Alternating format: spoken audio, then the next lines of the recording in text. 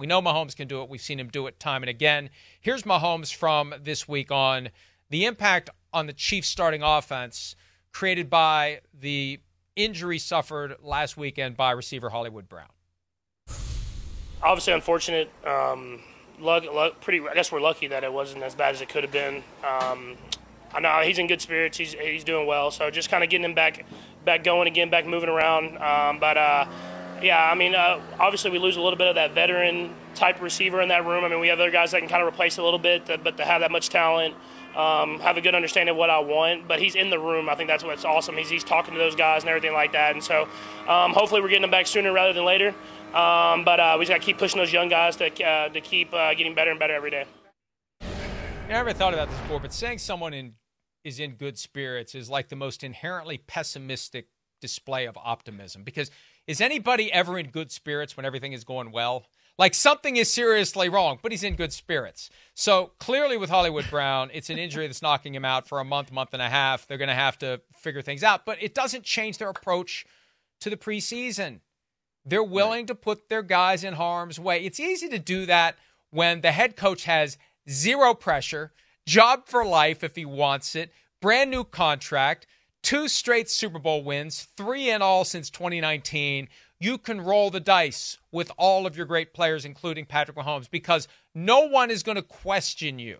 No one is going to break out the pitchforks and torches if you lose Patrick Mahomes in a preseason game, because in Andy we trust and everything he does works. And yeah, Hollywood Brown got injured. That's fine. We'll deal with it. We'll be okay. We want our guys to be ready for week 1. I mean, they don't usually put Mahomes in harm's way. I mean, usually he's, doing quick drop backs, couple rollouts, stuff like that. And yeah, they're playing, but they have a good method of doing it so that Mahomes is not usually in harm's way. It would really take some kind of freak accident for Mahomes to get hurt. So that's one aspect of it. But listening to Mahomes in that press conference is, I kind of do the Mike thing where I'm going to parse language and body language and things like that. I mean, I've watched a lot of Mahomes press conferences over the last few years. He sounds as disappointed as I feel like I've heard him, talking about a fellow player, especially in the preseason. When he talks about having guys understand what it is that I want, that is something very specific, and it's something that we didn't see a lot of last year, right? I mean, that offense struggled for most of the regular season. And it seemed like, throughout the offseason program and into training camp where there have been, reporters talking about, oh man, he's taking more deep shots. He's doing this, he's doing that. There was a better understanding within the receiving core of how Mahomes wants to play. And also Hollywood Brown adds that speed element that we haven't necessarily seen since he was at Oklahoma, catching passes from Kyler Murray and Gus Johnson going crazy on Fox News Saturday. But like when you now see that with Mahomes, that's something that he could do.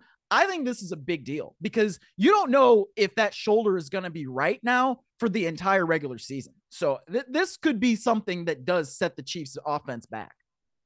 First of all, it's big noon. It's big noon, not just noon. Whatever big noon it is. Saturday.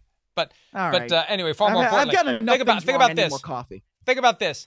Tyreek Hill removed from the equation. They didn't have a field stretcher. They didn't have a guy who could run deep and let Mahomes air it out, and they won 2 straight Super Bowls. Now, all of a sudden, they've got Rashee Rice, who was pretty good last year, picked up the offense as a rookie faster than Tyreek Hill. That's one of the reasons why they will support him no matter what is going on off the field. Hollywood Brown comes in. Xavier Worthy comes in.